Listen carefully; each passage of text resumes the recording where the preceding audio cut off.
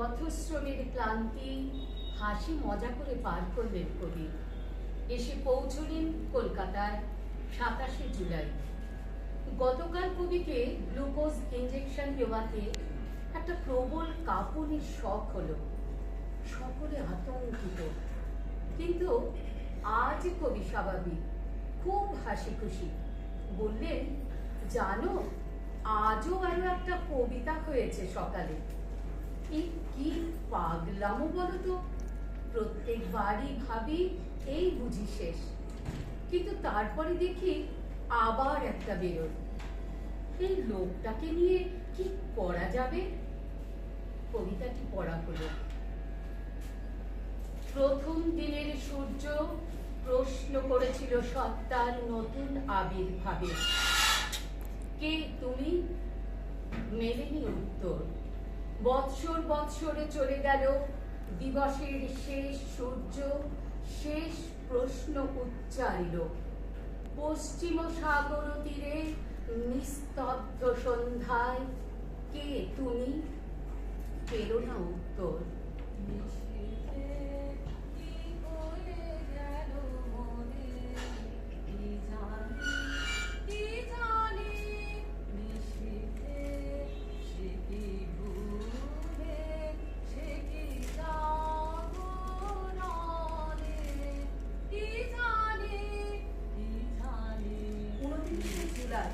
সারাদিন অপারেশনের কথা ভেবে ভেবে কবি বিমর্ষ।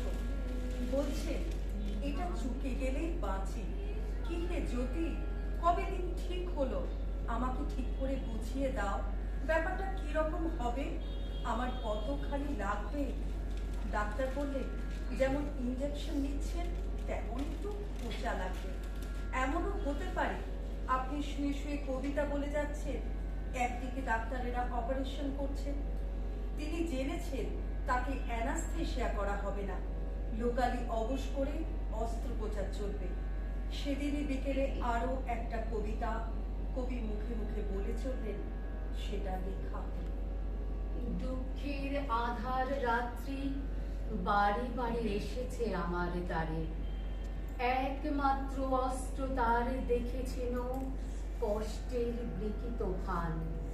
ত্রাসের বিকট ভঙ্গি যত, অন্ধকারে ছলনার ভূমিকা তাহার। যতবার ভয়ের মুখোশ তার করেছি বিশ্বাস, ততবার হয়েছে অনর্থ পরাজয়। এই হার জিত খেলা জীবনের মিথ্যা এই কুহক, শিশুকাল হতে বিজড়িত পদে পদে এই বিভীষিকা। দুঃখের পরিহাস ভরা ভয়ের বিচিত্র চলচ্ছবি, মৃত্যুর নিপুণ শিল্প বিকীর্ণ আধারে। এটি কাণ্ড, কলকাতা আসার বড় দুটো কবিতা হয়ে গেল। এটা পাগলামি না তো কি? এর কি কোনো শেষ নেই? বলে পরদিন 30শে জুলাই রাত 9টায় আবার একটি কবিতা সৃষ্টি করল। কবিতাটি তোমার সৃষ্টির পথ দেখেছ আপিল করি, বিচিত্র ছলনা জালে এ ছলনা বই। মিথ্যা বিশ্বাসের ফাঁদ পেতেছ নিপুণ হাতে সরল জীবনে। এই প্রবঞ্চনা দিয়ে মহত্বেরে করেছ চিহ্নিত তার তরে রাত্রি গোপন রাত্রি। তোমার জ্যোতিষ্ক তারে যে পথ দেখায়, সে তার অন্তরের পথ। সে যে চির স্বচ্ছ, সহজ বিশ্বাসে সে যে করে তারে চির সুউচ্চ। বাহিরে কুটিল হোক, অন্তরে সে নিচু, এই নিয়ে তাহার গৌরব। লোকে তারে বলে বিলম্বিত, সত্যের সে পায় আপন আলোকে ধৌত অন্তরে অন্তরে।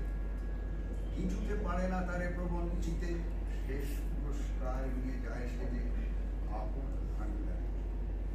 অনায়াসে যে পেরেছে ছলনা সহিতে, সে পায় তোমার হাতে শান্তি অক্ষয় অধিকার। পিতার দুয়ারে দাঁড়াইয়া সবে ভুলে